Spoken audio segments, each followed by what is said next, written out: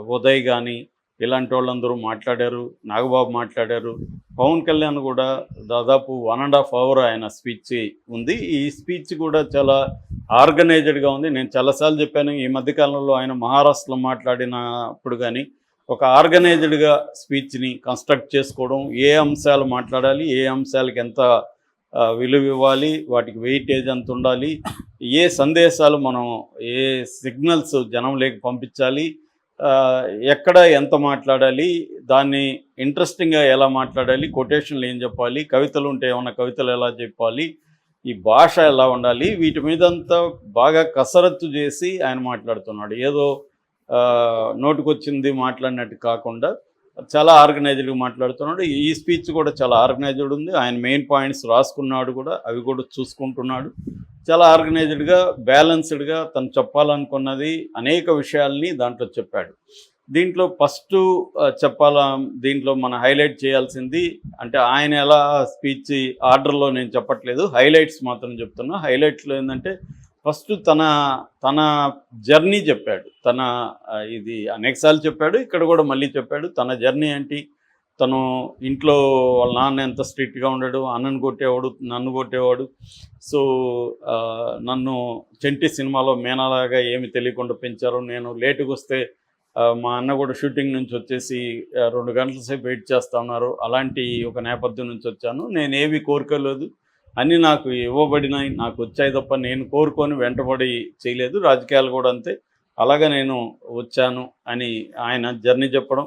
దాని తర్వాత తన సొంత డబ్బా ఎప్పుడు కూడా ప్రతి రాజకీయ నాయకుడు కొట్టుకుంటారు. ఈయన కూడా అదే కొట్టుకున్నాడు. నేను ఎంత గ్రేట్ వ్యక్తి, నేను ఎన్ని త్యాగాలు చేశాను, ఇవన్నీ చెప్పాడు. ఆ త్యాగాలు ఎలా చేశాను, తర్వాత జాగ్రత్తగా ఉంటాను, నేను ప్రతి మాట విలువగా మాట్లాడతాను అని చెప్పాడు. దాంతో ఒక సినిమాలో ఫర్ ఎగ్జాంపుల్ నేను ఒక దేశభక్తి గీతం పెట్టాలనా లేకపోతే క్లబ్ సాంగ్ పెట్టాలనా అని ఆలోచిస్తాను. ఏది మంచి ఏది చెడు అని ఆలోచించిన ఆ సినిమాలో పెడతాను. చివరికి నేను క్లబ్ సాంగ్ బదులు దేశభక్తి గీతం మేరా అదేదో జహాజ్ అదేదో ఉంది కదా ఖుషీలో దాంట్లో అది పెట్టాను. అది గద్దర్ కూడా మెచ్చుకున్నాడు దాన్ని. ఇలాగా కొంత సొంత డబ్బా ఉంది. దాని తర్వాత జగన్ మీదకి వెళ్ళాడు. జగన్ ఎంత ఘోరంగా తనని తిట్టాడు. తర్వాత ఈ 11 ఏళ్ళుగా మనం ఎంత ఇబ్బందులు పడ్డాము, జగన్ నన్ను అసెంబ్లీ గేటు కూడా తాకనేనన్నాడు. నేను బద్దలు కొట్టుకుంటా 100% స్ట్రైక్ రేట్తో వెళ్ళాను. ఈ క్రమంలో మనం ట్రోల్స్ స్టార్ట్ అయినాయి. గతంలో పవన్ కళ్యాణ్ వర్మ చేయబట్టుకొని నా గెలుపుని వర్మ చేతిలో పెడుతున్నాను, ఈయన ఎంత గొప్పవాడు, జూనియర్ వర్మ ఆయన ఎంత గొప్పవాడు, ఇవన్నీ మాట్లాడుతూ నా గెలుపు ఈయన చేతిలో పెడుతున్నానని, ఆయన కూడా వర్మగా మీరు రావకండి, మీరు స్టేట్లో మిగతా ఏరియాలకు వెళ్ళండి, నేను మిమ్మల్ని గెలిపించి బాధ్యత నాది అని వర్మ మాట్లాడడం, ఈ వీడియోలన్నీ ఇప్పుడు బయటకు వస్తున్నాయి.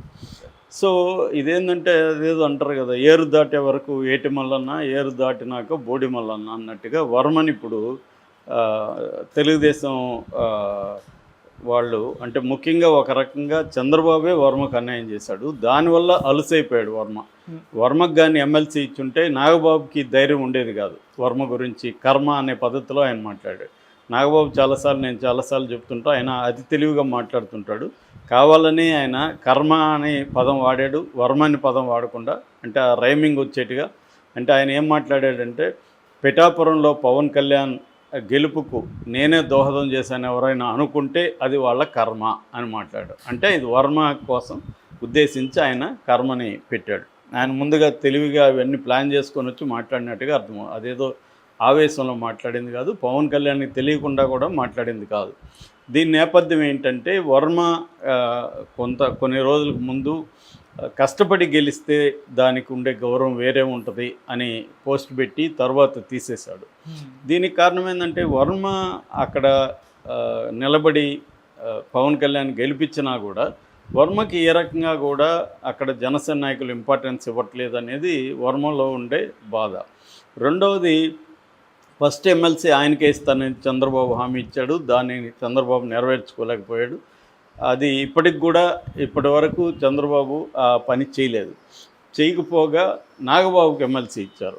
దాంతో వర్మకు అర్థమైపోయింది ఇంకా కాదని. దాంతో నాగబాబుకి అండి పవన్ కళ్యాణ్ ఏంటంటే వీళ్ళిద్దరే కలిసి వర్మకి, అంటే ముఖ్యంగా పవన్ కళ్యాణ్ చంద్రబాబు దగ్గర ఇన్ఫ్లుయెన్స్ చేసి వర్మకి ఎమ్మెల్సీ రాకుండా చూసుకున్నాడు. అంటే వర్మని వీక్ చేసేయాలి కంప్లీట్గా అనేది Pawan Kalyan strategy. Pawan Kalyan point of view నుంచి చూసినప్పుడు అది కరెక్టే. ఒక పొలిటికల్ పార్టీగా పవన్ కళ్యాణ్ తనకి ఒక స్టాండర్డ్ నియోజకవర్గం ఉండాలి అని పవన్ కళ్యాణ్ భావించడంలో తప్పు లేదు. ఎందుకంటే చంద్రబాబు కుప్పం ఉంది, జగన్కి పులివెందులు ఉంది, లోకేష్కి మంగళగిరి ఉంది, బాలకృష్ణకి హిందూపురం ఉంది. ఇలాగా పవన్ కళ్యాణ్ కూడా తనకు ఒక పర్మనెంట్ నియోజకవర్గం ఉండాలి అనుకున్నప్పుడు అక్కడ ఇంకెవరు కూడా బలం ఉన్న నాయకులు ఉండకూడదు.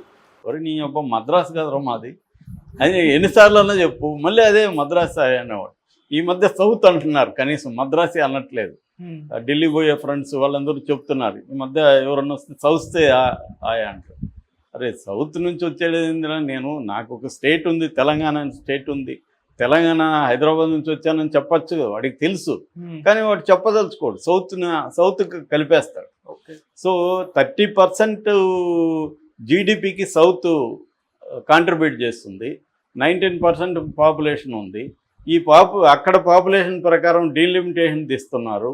మన ఇన్కమ్ అంతా అక్కడికి డిస్ట్రిబ్యూట్ అయిపోతుంది, మనకు వచ్చేది తక్కువ, తీసుకుని పోయేది ఎక్కువ. ఇటువంటి నేపథ్యంలో హిందీని కూడా తమిళనాడు వ్యతిరేకిస్తుంది, సౌత్ ఇండియాలో అనేక మంది లీడర్లు వ్యతిరేకిస్తున్నారు. ఓన్లీ ఆంధ్ర కర్మ ఏంటంటే 3 పార్టీలు జగన్ వ్యతిరేకించడు, జగన్కి భయం, చంద్రబాబుకు భయం, పవన్ కళ్యాణ్కి భయం. భయం అంటే మూసుకొని ఉండండి, కానీ పోరాడే వాళ్ళని విమర్శించే హక్కు ఎవరు ఇచ్చారు పవన్ కళ్యాణ్కి? సో ఇది ఒక ప్రాబ్లం. రెండోది, ఇప్పుడు అన్నిటికంటే ప్రాబ్లం ఏంటంటే తెలుగుదేశాన్ని నేను నిలబెట్టానని చెప్తున్నాడు. నిజానికి పవన్ కళ్యాణ్కి తెలుగుదేశం కూడా అంతే ఉపయోగపడింది. తెలుగుదేశం లేకపోతే ఈయనకి ఎన్ని సీట్లు వచ్చావా? అసలు ఈయన గెలిచేవాడా? వర్మ లేకపోతే ఈయన గెలిచేవాడు అక్కడ? ఇవాళ కర్మ అంటున్నారు కానీ. సో ఈయన గతంలో మరి 2 సార్లు ఓడిపోయాడు, 2 చోట్ల ఓడిపోయాడు. మరి 11 ఏళ్ళుగా ఎందుకు గెలవలేకపోయారు? వీళ్ళు ఒకే ఒక సీట్తో ఉన్నారు, తనకు అపోజిషన్గా ఉన్నవాళ్ళు. సో అందుకని పవన్ ఏం చేస్తున్నాడంటే వర్మని వీక్ చేయాలనేది పవన్కున్న లాంగ్ టర్మ్ స్ట్రాటజీ. ఇప్పుడు కానీ ఎమ్మెల్సీ ఇస్తే వర్మ బలపడతాడు, ఏదైనా మంచి పోస్ట్ ఇస్తే వర్మ బలపడతాడు. ఎందుకంటే వర్మ చరిత్ర చూస్తే మనం, ఆయన పూర్తి పేరు శ్రీ వత్సవాయి సత్యనారాయణ వర్మ, SVSN వర్మ. ఆయన 2009లో రాజకీయాల్లోకి వచ్చాడు. 2009లో తెలుగుదేశం టికెట్ తరపున ఆయన పోటీ చేసినప్పుడు అక్కడ వంగగీత గెలిచింది. కానీ ఎంత మెజార్టీతో గెలిచింది? కేవలం 1000 ఓట్ల మెజార్టీతో గెలిచింది. అంటే వర్మకి అప్పటికే 2009కే అక్కడ స్ట్రాంగ్ ఉంది. 2014లో తెలుగుదేశం టికెట్ అయినప్పుడు వర్మ ఇండిపెండెంట్గా పోటీ చేశాడు. ఇండిపెండెంట్గా పోటీ చేసి పెన్నం దొరబాబు మీద గెలిచాడు. ఎంత మెజార్టీతో గెలిచాడు? 47,000 ఓట్ల మెజార్టీతో గెలిచాడు. అంటే 57.9% మెజార్టీతో ఆయన గెలిచాడు.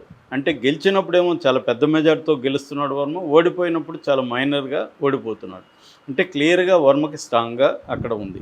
దాని తర్వాత మళ్ళీ తెలుగుదేశంలో చేర్చుకున్నారు వీళ్ళు, గెలిచిన రెబల్గా ఆయన చేసినాక. తర్వాత 2019లో పెండెం దొరబాబు చేతిలో వర్మ ఓడిపోయాడు. అప్పుడు కూడా ఆయనకి 36.6% ఓట్లు వచ్చాయి వర్మకి. కేవలం 14,000 మెజార్టీతో మాత్రమే పెండెం దొరబాబు గెలిచాడు. అంటే జగన్ వేవ్ ఉన్న సమయంలో కూడా 36% ఓట్లు తెచ్చుకోగలిగాడు వర్మ. ఆ తర్వాత కూడా 2020-21 కరోనా టైంలో కూడా వర్మ ప్రజలతోనే ఉన్నాడు. ఇంట్లో వాళ్ళు వద్దని వారిస్తున్నా కూడా కరోనా టైంలో ఇంట్లో కూర్చోకుండా ఆయన జనంలో ఉంటూ తన హెల్త్ను కూడా పక్కన పెట్టేసి ఆయన ప్రజల్లో ఉంటూ ప్రజలకు ఆహారం ఇతర ఇవి అందించడంలో ఆయన నిమగ్నమయ్యాడు. అందువల్ల ప్రజల్లో ఆయన మంచి ఇదైతే ఉంది. మరి అంత సొంత బలం ఉంటే ఈయన ఎందుకు రాకపోయినాడు? 6% లోపల ఓట్లు ఉన్న వ్యక్తి 40% ఓట్ షేర్ ఉన్న చంద్రబాబు నిలబెట్టడం ఏంటి? అదేదో తోక కుక్క నూపిందంటగా ఉంది. ఇది కుక్క తోక నూపుతుంది కానీ తోక కుక్క నూపుదు. అట్లాగే ఇంకొక సామెత కూడా చెప్తారు, కొమ్మరి చక్రం మీద ఈగ కూర్చొని ఈ చక్రాన్ని నేను తిప్పుతున్నాను అనుకుంటుందని. అలా ఉంది పవన్ కళ్యాణ్ మాటలని. ఇవాళ తెలుగుదేశంలో నుంచి తీవ్ర విమర్శలు వస్తున్నాయి. పవన్ కళ్యాణ్ ఖచ్చితంగా తెలుగుదేశానికి ఉపయోగపడాడు, నో డౌట్. పవన్ కళ్యాణ్ లేకపోతే తెలుగుదేశం వచ్చుంటుందా అనేది డౌట్. కానీ ఇప్పుడు చూస్తే తెలుగుదేశానికి సొంతంగా 134 సీట్లు వచ్చాయి. అది పవన్ కళ్యాణ్ ఫ్యాక్టర్ ఉపయోగపడి ఉండొచ్చు. కానీ అతనే నిలబెట్టాడు అనేది కొంత ఎక్స్ట్రా వ్యవహారం అన్న దీంతో ఇప్పుడు అందరికి కోపం వస్తుంది. చంద్రబాబు మీద ఎక్కువ కోపం వస్తుంది. చంద్రబాబు ఇచ్చిన అలసే కదా పవన్ కళ్యాణ్కి, ఎందుకు సొంతంగా మనం ఎందుకు నిలబడలేము, ఫైట్ చేయలేము. వైసీపీ వాళ్ళకి ఇది ఆయుధంగా దొరికి దాన్ని విపరీతంగా ఇప్పుడు ప్రచారం చేస్తున్నారు. తెలుగుదేశం వాళ్ళు చాలా కోపంగా ఉన్నారు. కాకపోతే ఏమి చేసుకునే పరిస్థితిలో లేరు. ఎందుకంటే పవన్ కళ్యాణ్ కావాలని తెలుగుదేశాన్ని ఇబ్బంది పెట్టే విధంగా మాట్లాడుతున్నాడు. ఎందుకంటే అతను పవన్ కళ్యాణ్ స్ట్రాటజీ చాలా క్లియర్గా ఉంది. తనని తాను ఎలివేట్ చేసుకోవాలి, తను సీఎం కావడానికి తన లాంగ్ టర్మ్ స్ట్రాటజీలో భాగంగా తను వెళ్తున్నాడు. తను చాలా క్లియర్గా ఉన్నాడు. చంద్రబాబు క్లియర్గా లేడు. చంద్రబాబు భయం ఉంది. ఆ భయం వల్లనే పవన్ కళ్యాణ్కి ఇంత ఇంపార్టెన్స్ ఇస్తున్నాడు. చంద్రబాబు ఏంటంటే మనం ఒంటరిగా పోతే ఓడిపోతాము అన్న భయం ఉంది. ఆ భయం కూడా అర్థం చేసుకో, ఎందుకంటే ఆయనకి ఏజ్ అయిపోయింది. ఇప్పుడు లాస్ట్ నిజానికి చంద్రబాబు వీళ్ళతో కలగకపోతే ఓడిపోయింటే చంద్రబాబుకి ఇబ్బంది అయ్యేది. ఎందుకంటే చంద్రబాబు ఇచ్చిన హామీలను ప్రజలు నమ్మే స్థితిలో లేరు. పవన్ కళ్యాణ్ గ్యారంటీలు ఇవ్వడం వల్లే జనాలు నమ్మారు పవన్ కళ్యాణ్కి. ఎందుకంటే క్లీన్ బ్యాక్గ్రౌండ్ ఉంది. ఆయన ఇంతకుముందు ఎప్పుడు హామీ అధికారంలోకి రాలేదు. కాబట్టి పవన్ కళ్యాణ్కి ఏ రకమైన బ్యాడ్ ఇమేజెస్ లేవు. పవన్ కళ్యాణ్ మనం నిలబడ్డమే కాకుండా 40 ఏళ్ల వయసున్న తెలుగుదేశాన్ని కూడా నిలబెట్టాము అని ఆయన ఒక పక్క చెప్పుకుంటుంటే, ఇక్కడేమో పవన్ కళ్యాణ్ శాఖలో లోకేష్ ఏలు పెట్టాడు అనేది ఇప్పుడు కొత్తగా వస్తున్న వార్త. అసలు ఏం జరిగింది? పవన్ కళ్యాణ్ శాఖలో లోకేష్ ఏలు పెట్టాల్సిన అవసరం ఏర్పడిందా? ఏం జరిగిందన్నప్పుడు కడప జిల్లాలో బద్వేల్ దగ్గర జ్యోతి క్షేత్రం అంటారు. జ్యోతి క్షేత్రం, దాని అవధూత కాశీనాయన జ్యోతి క్షేత్రం. అది అంటే ఈ అవధూత కాశీనాయన ఎవరంటే, ఈయన అసలు పేరు మునిల్లి కాశిరెడ్డి. ఈయన పేరు. ఈయన పొట్టి శ్రీరాములు నెల్లూరు జిల్లాలో సీతారామపురం మండలంలో బెడిసిపల్లి అనే గ్రామంలో జన్మించాడు. వీళ్ళ అమ్మ నాన్న కాశమ్మ సుబ్బారెడ్డి. ఈయనకి చిన్నప్పుడే ఒక గురువు అతిరాచి గురవయ్య అనే ఒక గురువు పరిచయం అయ్యాడు. దాంతో ఆయన వేదాంతం లేకపోతే స్పిరిచువలిజం వైపు వెళ్ళిపోయి కాశీ నుంచి కన్యాకుమారి వరకు తీర్థయాత్రలు చేశాడు. అనేక పుణ్యక్షేత్రాలు అవన్నీ దర్శించాడు. దాని నుంచి ఆయన తత్వశాస్త్రం అవన్నీ కూడా, ఈ హిందూ తత్వశాస్త్రం ఇవన్నీ కూడా, ఇండియన్ ఫిలాసఫీ అవన్నీ చదువుకున్నాడు. దాని తర్వాత కడప జిల్లా మిగతా జిల్లాలకు వచ్చి ఆశ్రమాలు పెట్టడం మొదలుపెట్టాడు. అలాగా దాదాపు 100 ఆశ్రమాలు, గుళ్ళు ఆంధ్రప్రదేశ్లో ఈయన పేరుతో ఉన్నాయి, కాశీనాయన అని.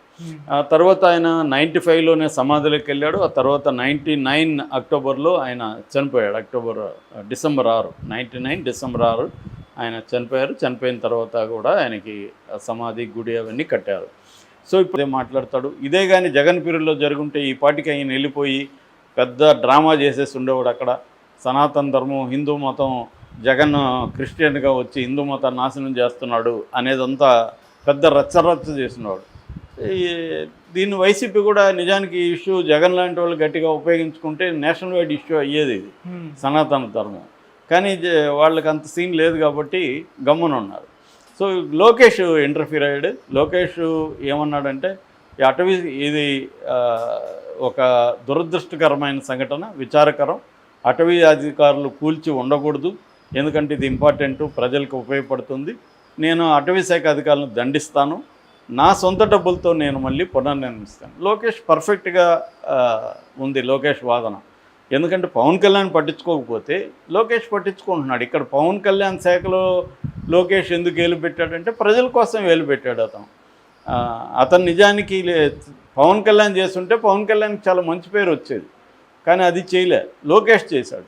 కానీ దీన్ని జనాలు ఎట్లా, ముఖ్యంగా జనసేన వాళ్ళు ఎట్లా పోర్ట్రే చేస్తున్నారు, లేదా వైసీపీ వాళ్ళు ఎట్లా పోర్ట్రే చేస్తున్నారు అంటే, పవన్ కళ్యాణ్ శాఖలో లోకేష్ ఇంటర్ఫీర్ అయ్యాడు. లోకేష్కి పవన్ కళ్యాణ్ మధ్య కోల్డ్ వార్ నడుస్తుంది. కోల్డ్ వార్ నడుస్తుందా లేదనేది పక్కన పెడితే, ఈ విషయంలో లోకేష్ స్పందన కరెక్ట్గా ఉంది, ప్రజలకు అనుకూలంగా ఉంది. ఒక తప్పును సరిదిద్దాలి. ఎందుకంటే ఫారెస్ట్, అది టైగర్ రిజర్వ్లో ఉండి అక్కడికి వచ్చే భక్తులకి టైగర్స్ వల్ల, వైల్డ్ యానిమల్స్ వల్ల ఇబ్బంది ఉందనుకుంటే సెక్యూరిటీ ప్రొవైడ్ చేయండి అని ప్రజలు అడుగుతున్నారు అక్కడ. అంతేగాని ఇప్పుడు శ్రీశైలం వెళ్తున్నారు, మొన్న కూడా ఏనుగులు దాడి చేశాయి. అంత మాత్రాన్ని శ్రీశైలం మూసేశారా? ఏనుగుల దాడిలో 6 మంది చనిపోయారు. సో మళ్ళీ 2024 వచ్చేసరికి చంద్రబాబు ఆ సీట్ని ఇవ్వాల్సి వచ్చింది. చంద్రబాబు పాయింట్ ఆఫ్ వ్యూలో నుంచి ఏంటంటే, పవన్ కళ్యాణ్ తనకి చాలా ఇంపార్టెంట్ చంద్రబాబుకి. పవన్ కళ్యాణ్ లేకుండా తను గెలవలేడని చంద్రబాబు నమ్ముతున్నాడు. అది వాస్తవం కూడా. గ్రౌండ్ రియాలిటీ అప్పుడు అలాగే ఉన్నింది. సో ఆ కాంటెక్స్లో పవన్ కోరుకున్న సీటు చంద్రబాబుకి ఇవ్వక తప్పలేదు. అందుకని ఇప్పుడు అక్కడ వర్మ కోఆపరేట్ చేయకపోతే పవన్ ఓడిపోయే అవకాశం ఉంది. పవన్ ఓడిపోతే మళ్ళీ అదొక ఇబ్బంది. మనమే ఓడించామని కూడా అంటారు. అందుకని వర్మని పవన్ కళ్యాణ్ చంద్రబాబు పిలిచి బొజ్జగించి నీకు ఇవ్వలేకపోతున్నాను, అయితే నువ్వు కోఆపరేట్ చేస్తే నేను నీకు ఫస్ట్ ఎమ్మెల్సీ నీకే ఇస్తానని. వర్మకు కూడా అర్థమైంది, ఒక మనకి తెలుగుదేశానికి చాలా ఇంపార్టెంట్ పవన్ కళ్యాణ్తో పొత్తు. అలాంటి పవన్ కళ్యాణ్ కోరుకున్నప్పుడు మనం త్యాగం చేయక తప్పదని వర్మ కూడా డిసైడ్ అయ్యాడు. అప్పుడే వర్మకు సంబంధించిన మనుషులు చాలామంది వాళ్ళు వ్యతిరేకిస్తూ ఉంటే కూడా వర్మ వాళ్ళందరిని బుజ్జగించి ఇవన్నీ కాంటెక్స్ట్ చెప్పి చేశాడు. అట్లాగే మీరు ఇక్కడ తిరగాల్సిన అవసరం లేదు, మీరు రాష్ట్రంలో అనేక చోట్ల పర్యటించాల్సిన అవసరం ఉంది. కూటమి తరపున మీరు ఇక్కడికి రాకండి, నేను దగ్గరుండి చేస్తానని వర్మ వాళ్ళ అబ్బాయి అందరూ కలిసి గట్టిగా నిలబడి చేశారు. అప్పుడు కూడా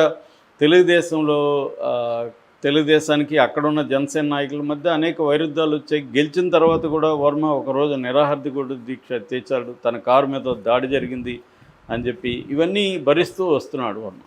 ఇప్పుడేమైందంటే వర్మను వీక్ చేయాలనే ఒక ప్లాను జనసేనలో ఉంది, పవన్ కళ్యాణ్కి ఉంది. అది Pawan Kalyan point of view చూసినప్పుడు ఇందాక చెప్పినట్టుగా అది కరెక్ట్ కూడా.